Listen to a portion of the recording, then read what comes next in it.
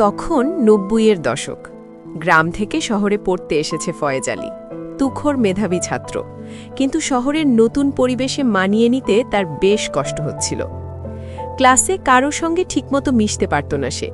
সবাই যখন নিজেদের মতো ব্যস্ত, তখন ফয়েজ আলী চুপচাপ বসে থাকত। প্রায়ই সে আনমনা হয়ে যেত আর মনে মনে ফিরে যেত তার গ্রামে। গ্রামের খোলা মাঠ, শান্ত পরিবেশ, বাবা মার, ভাই বোনদের মুখ, সবকিছু খুব মনে পড়ত তার। তবে সবচেয়ে বেশি মনে পড়ত মালাকে। মালা ছিল তাদের পাশের বাড়ির কলিম চাচার মেয়ে। বয়সে তার থেকে ৫-৬ বছরের ছোট। ছোটবেলা থেকেই মালাকে আলাদা করে পছন্দ করত ফয়েজ আলী। শহরের একাকী সময়ে ভিড়ের মাঝেও বারবার মালার মুখটাই ভেসে উঠত তার মনে। একদিন হঠাৎ করে ফয়েজ আলীর ঠিকানায় মালার একটি চিঠি এলো। অনেক দিন পর মালার খবর পেয়ে তার বুকটা ধক করে উঠল। তাড়াতাড়ি চিঠিটা খুলে পড়তে শুরু করল সে। চিঠিতে লেখা, ফয়েজ ভাই, বাবাজান আমার বিয়ে ঠিক করেছে। যদি সত্যি আমাকে ভালোবাসো তাহলে কিছু একটা করো। চিঠিটা হাতে নিয়েই ভয়ের যেন স্তব্ধ হয়ে গেল। হিসেব করে দেখল চিঠিটা পোস্ট করা হয়েছে প্রায় ১৫ দিন আগে। তার বুকের ভেতরটা কাঁপতে শুরু করল। তাহলে কি মালার বিয়ে হয়ে গেছে? মুহূর্তের মধ্যেই তার ভেতরে এক অজানা উৎকণ্ঠা কাজ করতে লাগল। কিছু না ভেবেই সেদিনই সে সিদ্ধান্ত নিল, যা হওয়ার হোক তাকে গ্রামে যেতেই হবে। সেদিনই তাড়াহুড়ো করে সে ট্রেনে উঠে বসল।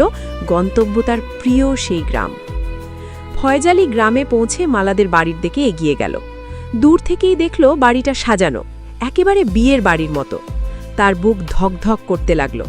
কাছে যেতেই বুঝল গায়ে হলুদের আয়োজন চলছে। ভয় আর দুশ্চিন্তায় সে দ্রুত পাশেই খেলতে থাকা একটা ছোট ছেলেকে জিজ্ঞেস করল, এখানে কার বিয়ে রে? ছেলেটা হেসে বলল, মালেকা আপার।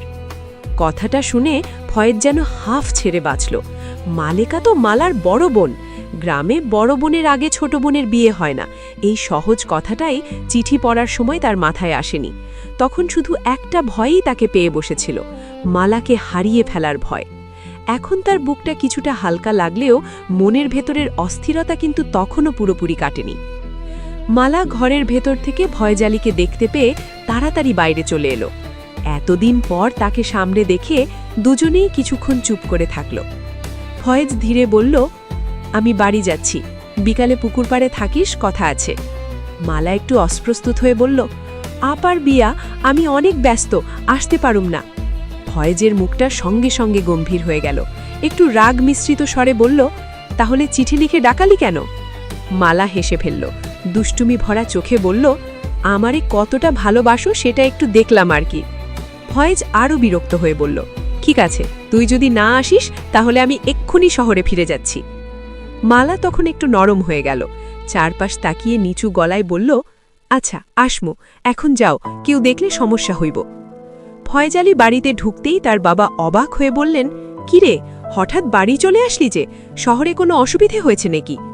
ফয়েজ নিজেকে সামলে বলল, না আব্বা, তেমন কিছু না, মারই খুব দেখতে ইচ্ছা করছিল। এদিকে রান্নাঘরে থাকা তার মা ছেলের কথা শুনেই সব ছেড়ে ছুটে এলেন। এতদিন পর ছেলেকে সামনে দেখে তিনি আর নিজেকে সামলে নিতে পারলেন না। মায়ের চোখে মুখে আনন্দ, স্বস্তি সব মিলিয়ে মিশিয়ে এক অদ্ভুত অনুভূতি। ফয়েজও চুপচাপ দাঁড়িয়ে রইল, কিন্তু ভেতরে ভেতরে তার মন তখনও অন্য এক অপেক্ষায়, বিকেলের সেই পুকুর পাড়ের দেখা। বিকেলে ফয়েজ আর মালা পুকুর পাড়ে দেখা করল। চারপাশটা নিরিবিলি, শুধু হালকা বাতাস আর পানির ঢেউ। ফয়েজ একটু রাগ মিশ্রিত স্বরে বলল, চিঠিতে মিথ্যে কথা লিখলি কেন? মালা শান্ত গলায় বলল, মিছা কথা লিখি নাই ফয়েজ ভাই, আপার বিয়ের পরই বাবাজান আমার বিয়েও দিয়ে দিব। তুমি তো জানো আমার আরও 2টা ছোট বোন আছে, বাবা আমারে বেশি দিন ঘরে রাখব না। কথাগুলো শুনে ফয়েজ চুপ করে গেল। তার মুখে আর কোনো কথা ছিল না, শুধু চিন্তার ছাপ স্পষ্ট হয়ে উঠল। কিছুক্ষণ নীরব থাকার পর সে ধীরে বলল, আচ্ছা তুই বাড়িতে যা, অনেক কাজ তোর, আমি দেখি কি করা যায়। রাতে ফয়েজ তার মাকে জিজ্ঞেস করল, কাল তো মালেকার বিয়ে, দাওয়াত পাইছো? মা হেসে বললেন, এইটা কি কইলি বাবা, কলিম ভাই কি তোর বাবারে না কইয়া বড় মেয়ের বিয়ে দিব? ওরা তো গলায় গলায় বন্ধু। তারপর একটু হেসে আবার বললেন, আর মালেকার বিয়ের পরই তো আমরা মালারে এই ঘরে নিয়ে আসমু। ফয়েজ অবাক হয়ে বলল, মানে? মা তখন স্বাভাবিক ভঙ্গিতে বললেন, তোর বাবা তো মালার সাথে তোর বিয়ে ঠিক করিয়াই রাখছে, তুই একটা চাকরি পাইলে তারপরই ঘরে তুলে আনবো। এই কথাগুলো শুনে ফয়েজের মুখে যে হাসি ফুটল সেটা যেন আর থামতেই চাইল না।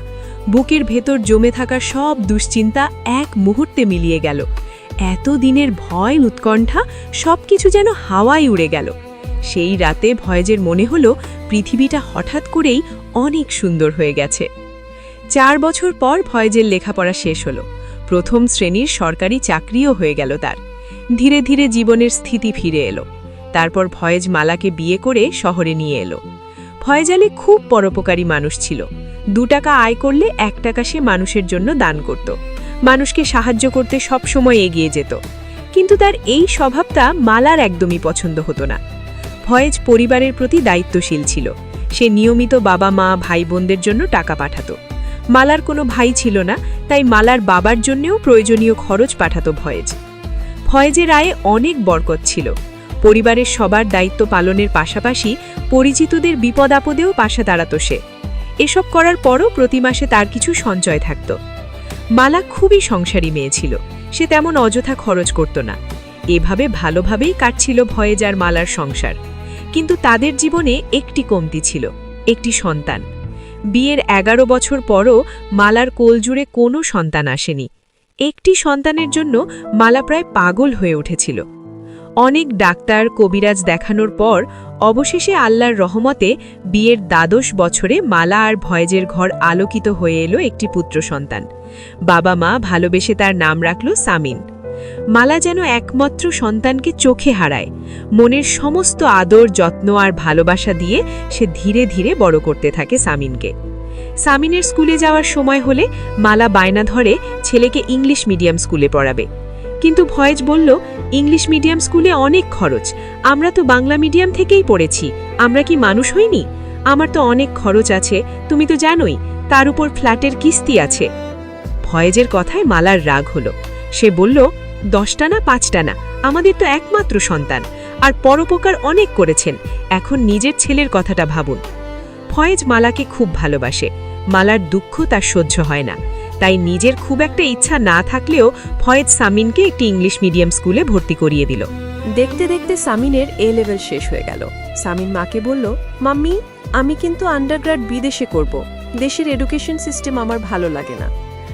মালা সবসময় একমাত্র ছেলের ব্যাপারে একটু বেশি পক্ষপাতী ছিল। ছেলে যা বলতো মালা তাতেই সায় দিত। তাই সে ফয়েজের কাছে গিয়ে সামিনের ইচ্ছার কথা খুলে বলল।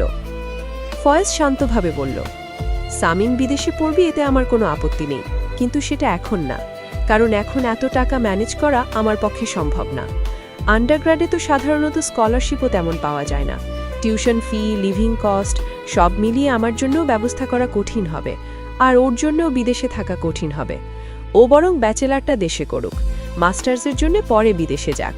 3-4 বছর পর আমি রিটায়ার করব, তখন পেনশনের একটা ভালো অঙ্কের টাকা পাবো। তাছাড়া মাস্টার্সে স্কলারশিপ পাওয়ার সুযোগও থাকে। মালা সামিনকে ফয়েজের কথাগুলো বুঝিয়ে বলল, কিন্তু সামিন কোনোভাবেই মানতে চাইল না। সে বলল, না মাম্মি, আমি কোনোভাবেই বাংলাদেশে আন্ডারগ্র্যাড করব না। আমার সব বন্ধুরা এ লেভেল শেষ করে ইউকে, ইউএসএ, অস্ট্রেলিয়া, কানাডাতে যাচ্ছে। আমি দেশে থাকলে আমার প্রেস্টিজ থাকবে কোথায়? সামিন বলল, মাম্মি, ফ্ল্যাটটা তো তোমার নামেই, তুমি ফ্ল্যাটটা সেল করে দাও। কিছুদিন পর তো আমি তোমাদের কানাডা নিয়ে যাব, তখন আমাদের বাংলাদেশের প্রপার্টির কি দরকার? কথাটা শুনে মালা কিছুটা চুপ করে রইল। ছেলের ভবিষ্যতের স্বপ্ন আর নিজের বাস্তবতার মধ্যে সে দোলাচলে পড়ে গেল। তবে মালা ভেবে দেখল আইডিয়াটা মন্দা না। পরে সে ফয়েজের কাছে গিয়ে ফ্ল্যাট বিক্রির কথা বলল। ফয়েজ রাজি হলো না। সে বলল, 20 বছর ধরে কিস্তি চালিয়ে একটু একটু করে এই ফ্ল্যাটটা কিনেছি। 25 বছর ধরে এই ফ্ল্যাটেই তুমি আছো। তোমার কি একটু মায়া কাজ করছে না? এই ফ্ল্যাট বিক্রির কথা কিভাবে বলতে পারছো?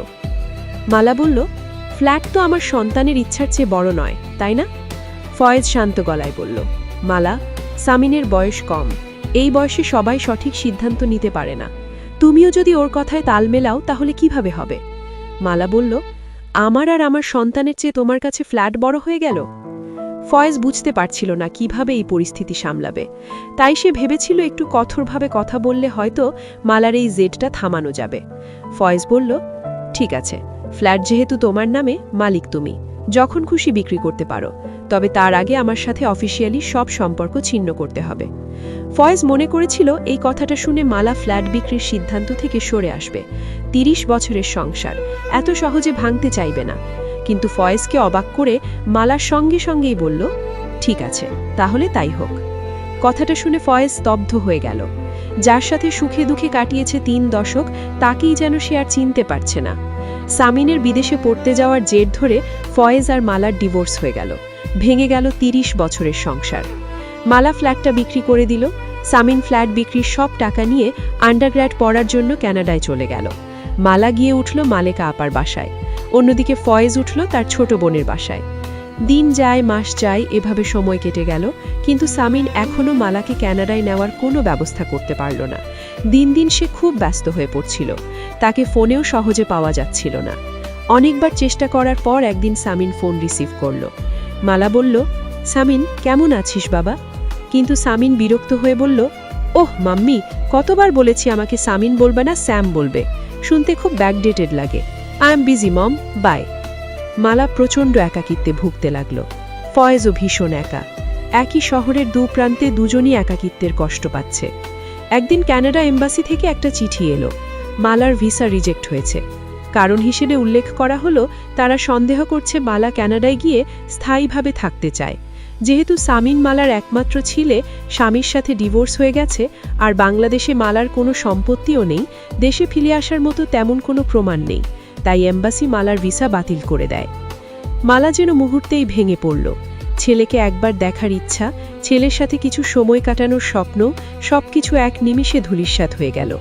সামিন ফোন করে জানালো, মাম্মি, আমি চেষ্টা করেছি, কিন্তু তোমার লাক খারাপ, ভিসা অ্যাকসেপ্ট হলো না। তুমি আর কতদিন আন্টির বাসায় থাকবে? আমি তোমার জন্য একটা প্রিমিয়াম ওল্ড এজ হোমের ব্যবস্থা করে দিচ্ছি।